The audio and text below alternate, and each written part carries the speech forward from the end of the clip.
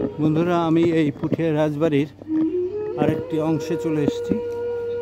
পিছনে পুরানো জীর্ণ ভগ্নাংশ দেখতেই পাচ্ছেন। সম্ভবত এটা জেলখানার মতো, একবার লোহার জানালা দরজা, এক একটা প্রকোষ্ঠ, লোহার প্রকোষ্ঠ একবারে দেখা যাচ্ছে। সম্ভবত তৎকালীন রাজারা যারা কর দিত না বা জমি খাজনা দিত না, তাদেরকে রাখার এটা জায়গা করেছিল মনে হয়। এই দেখুন পুরানো একবারে জীর্ণ এই রাজবাড়ি, এগুলোর কোনো সংস্কার নেই।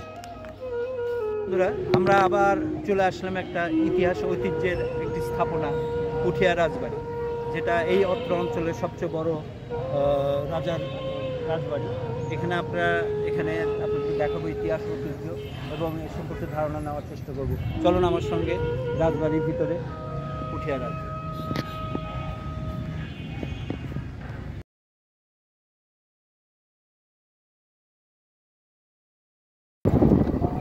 বন্ধুরা, আমরা রাজশাহী নাটোর হাইওয়ে থেকে পুঠিয়া রাজবাড়ির দিকে যাচ্ছি।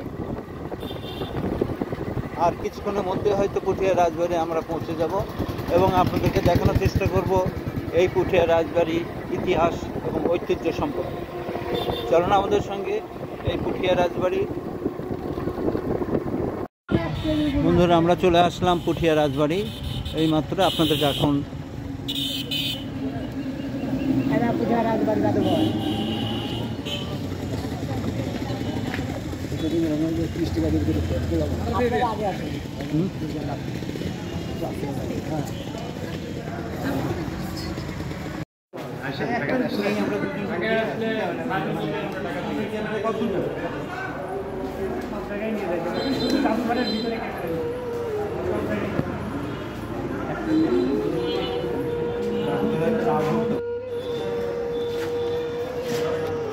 বন্ধুরা, আমরা 30 টাকা টিকিট করে ভিতরে ঢুকলাম।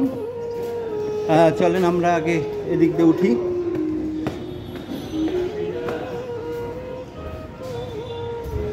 রাজবাড়ির দোতলায় উঠব 30 টাকা টিকিট করে।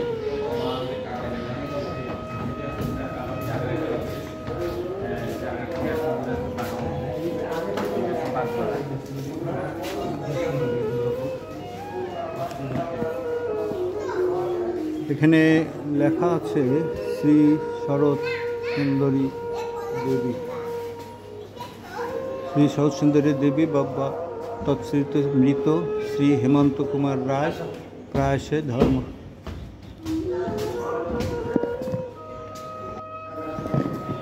বন্ধুরা, আমরা দোতলায় উঠছি।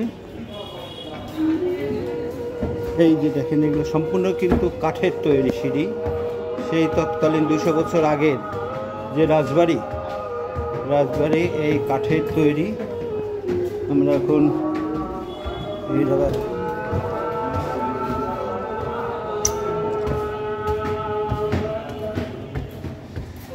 কি অপরূপ শৈল্পিক নিদর্শন এই রাজবাড়ি, কাঠের তৈরি এবং শৈল্পিক কারিকার্যর খচিত এই রাজবাড়ি। আমরা যেটা দেখতে পাচ্ছি এটা হচ্ছে প্যালেস নাম্বার 3। বন্ধুরা, পুঠিয়া রাজবাড়ির এই 4 আনা 3 আনার এই অঙ্কের হিসাব আমি একটু আপনার সঙ্গে বলতে চাই। এটা বলতে গেলে অবশ্যই তার পূর্বের কিছু ইতিহাস একটু বলে আসতে হবে। সেই জিনিসগুলো আপনার সঙ্গে আমি এখন আলোচনা করব।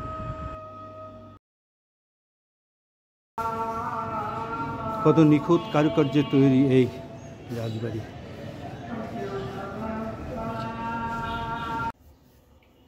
ঐতিহাসিক নিদর্শনে ভরপুর প্রাচীন এক জনপদ পুঠিয়া রাজবাড়ি। পুঠিয়া রাজবংশ মুঘল সম্রাট আকবরের সময় 1556 থেকে 1605 প্রতিষ্ঠিত হয়। এই দেখেন তৎকালীন রাজাদের ব্যবহৃত এই লোহার সিন্ধুক।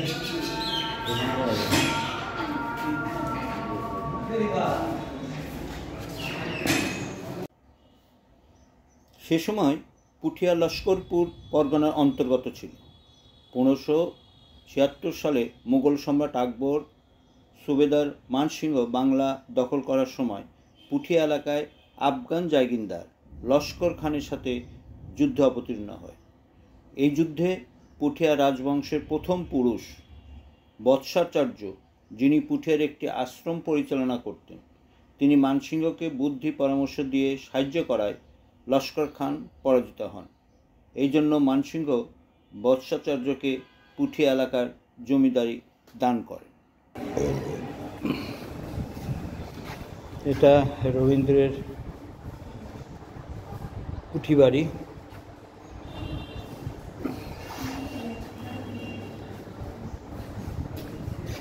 এই দেখেন তৎকালীন ব্যবহৃত সিন্দুক।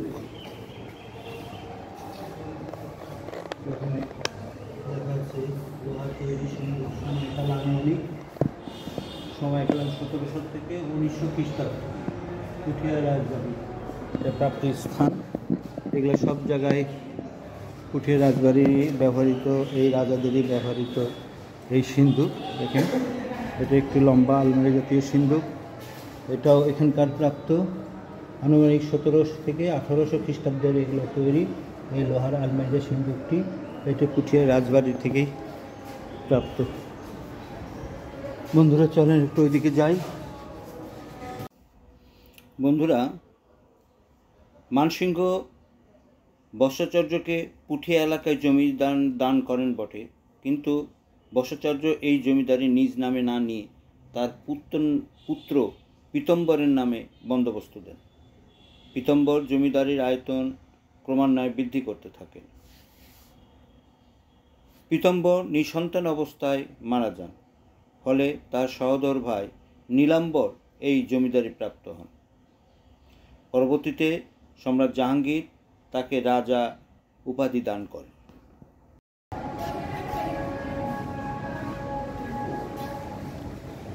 ছোট আঙ্গি মন্দির পুঠিয়া, এটা এখানেই আছে।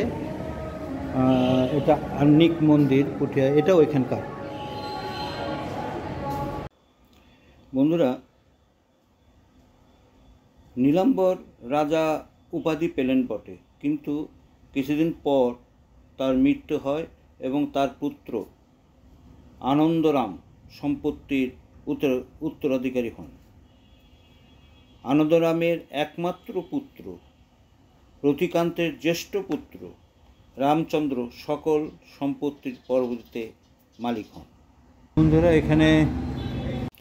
বন্ধুরা পুঠিয়া রাজবাড়ির রাজাদের এই ধারাবাহিকতায় এবার দেখা যাচ্ছে রামচন্দ্রের দ্বিতীয় পুত্র নারায়ণের পর তার একমাত্র পুত্র প্রেম নারায়ণ রাজ্যে অধিকার পান।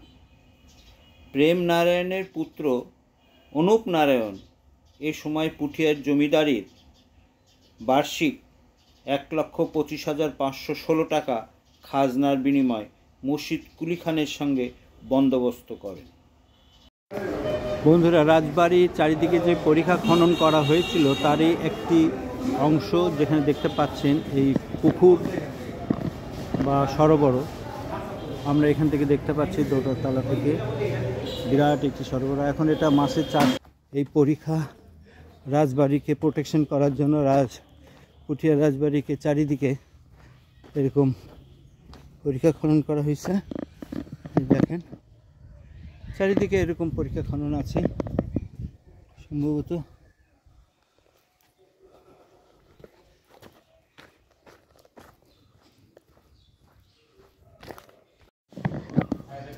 বন্ধুরা, আমরা ভিতরে আসলাম। এই রাজবাড়ির ভিতরে সত্যিকারে অপূর্ব একটা স্থাপনা। 2200 বছর আগে, প্রায় 1700 খ্রিস্টাব্দের এই রাজবাড়ির স্থাপনাটা আমরা দেখার জন্য আসলাম। এখানে দেখেন সম্ভবত এটা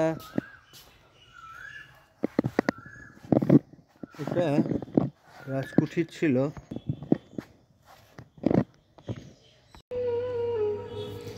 এটা ছোট ছোট প্রকোষ্ঠ, যেটা জেলখানা হিসাবে সম্ভবত এটা ব্যবহার করা হতো।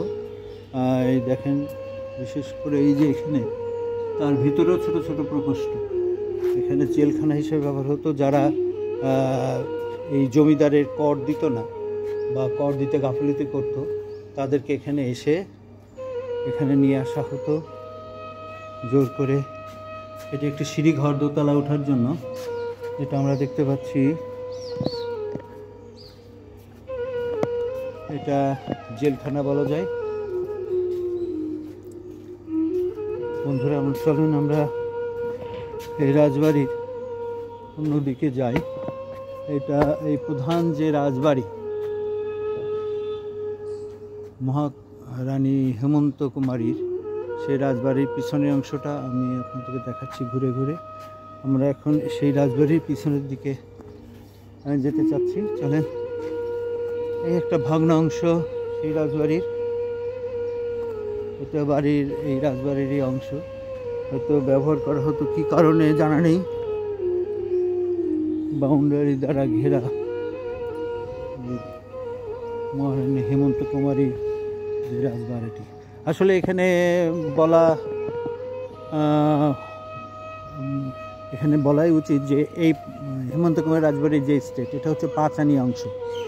আপনারা শুনে থাকবেন 4 আনি অংশ বা 3.5 আনি অংশ। এই বিষয়ে আমি পরে বিষয়টা আপনার সঙ্গে আলোচনা করব, কি করে এই 5 আনি, 4 আনি এবং 3.5 আনি অংশ আসলো। এখন আপাতত আপনাদেরকে এই অংশগুলো একটু ঘুরে ঘুরে দেখাচ্ছি। চলেন দেখুন। এটি একটি, বন্ধুরা, মহারানী হেমন্ত কুমারী দেবী, যিনি এই পুঠিয়ার বাড়ির বা রাজত্বকালের সর্বশেষ রানী ছিলেন, এবং তিনি যে 5 আনির তার রাজত্ব ছিল, সেই বিষয়টা আমি আগে আপনাদেরকে বলেছিলাম। এই বিষয়টা কিভাবে অঙ্কে বিভক্ত করা যায়, আপনাদেরকে বোঝানো যায়, সেই বিষয়টা এখন আপনাদের সঙ্গে আলোচনা। এবার আসুন, অনুপ নারায়ণ 4 পুত্র ছিল। 4 পুত্রের নাম হচ্ছে নরেন্দ্র, মেদনারায়ণ, রূপনারায়ণ, প্রাণনারায়ণ। এই 4 পুত্র ছিল।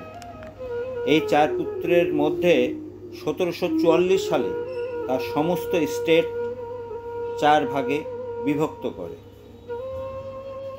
বন্ধুরা, 1744 সালে তাদের স্টেট 4 ভাইয়ের মধ্যে বন্টন হওয়ার পরে বড় ভাই নরেন্দ্র নারায়ণের অংশ পান 5 আনা, অর্থাৎ সমস্ত স্টেটের 5 আনা অংশ পান বড় ছেলে অনুপ নারায়ণের বড় ছেলে নরেন্দ্র। তারপরে দ্বিতীয় জন অর্থাৎ রূপনারায়ণ পান 4 আনা অংশ, মেদনারায়ণ পান 3.5 আনা অংশ, আর প্রাণনারায়ণ পান 3.5 আনা অংশ। জানেন না ইতিহাস খালি। বন্ধুরা, এখানে সব রাজা রানীদের বাড়ি। এটা সম্ভবত পুঠিয়ার 5 আনি রাজ্যের টেক্সচারাল যে স্ট্রাকচার, এটা এখনও আছে। সে কতশো বছর আগের এই বাড়িগুলো তৈরি করা হয়েছে চুন সুরকি দিয়ে, সেগুলো এখনও টিকে আছে। বন্ধুরা, পুঠিয়া রাজবাড়ির ইতিহাসে এই যে স্টেট ভাগ হলো, সেখানে বড় ভাই নরেন্দ্র নারায়ণের অংশ 5 আনি অংশ এবং রূপনারায়ণের অংশ 4 আনি অংশ স্টেট নামে পরিচিত। ইতিহাসে এই 2 স্টেটেরই ইতিহাস পাওয়া যায়। পরবর্তীতে আরও 2 ভাইয়ের যে 3.5 আনা অংশ স্টেট, এটার কোনো ঐতিহাসিক আমরা এখনও দেখতে পাইনি। বন্ধুরা, এই যে পুকুর খনন করা হয়েছিল রাজবাড়ির চারিদিকে, এখানে একটি স্পেশাল ঘাট আমরা দেখতে পাচ্ছি। এটাকে রানীঘাট বলছে, অর্থাৎ এখানে রানীরা গোসল করতো এবং তাদের পর্দার যাতে ওপেন না হয়, চারিদিকে প্রাচীরে ঘেরা এই রানীঘাটটি।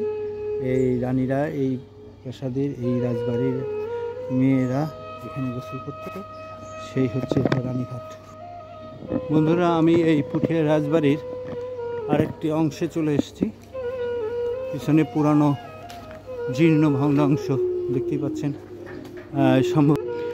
পুরানো জীর্ণ এই অংশটি আসলে 4 আনি রাজবাড়ি।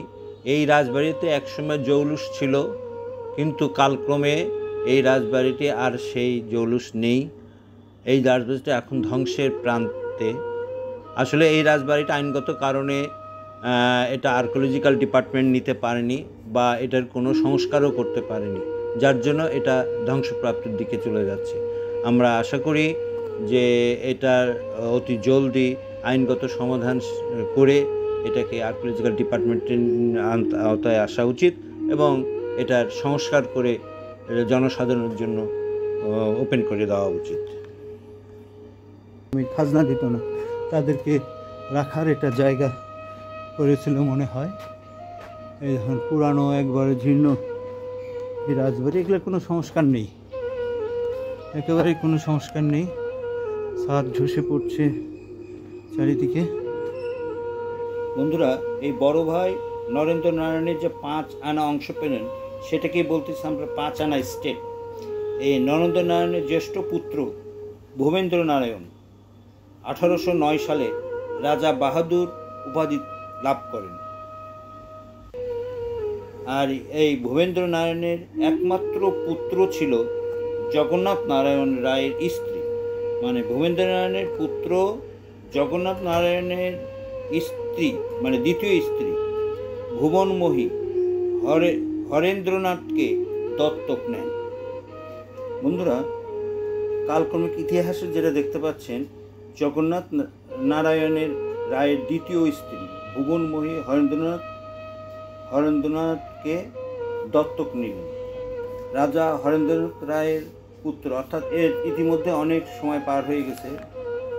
রাজা হরেন্দ্রনাথের পুত্র জগন্নাথ নারায়ণের মৃত্যুর পূর্বেই সে তার সম্পত্তি তার স্ত্রী শরৎ সুন্দরীর নামে দিয়ে যান। শরৎ সুন্দরী আবার কি করলেন, 1866 সালে রাজশাহী গুনাইপাড়ার কেশবকান্ত চক্রবর্তীর পুত্র রজনীকান্তকে দত্তক নিয়ে তার নাম দেন যতীন্দ্রনাথ নারায়ণ। বন্ধুরা, যে রাজার ধারাবাহিকতা বলতেছি সেটা কিন্তু 5 আনি রাজার ধারাবাহিকতা, অর্থাৎ 5 আনি অংশের যে রাজাগুলো ক্রমান্বয়ে কে কে আসতেছে সেটা আমি বলতেছি। তাহলে আমরা দেখতে পেলাম শরৎ সুন্দরী একজন যতীন্দ্রনাথ রায়কে দত্তক নিলেন।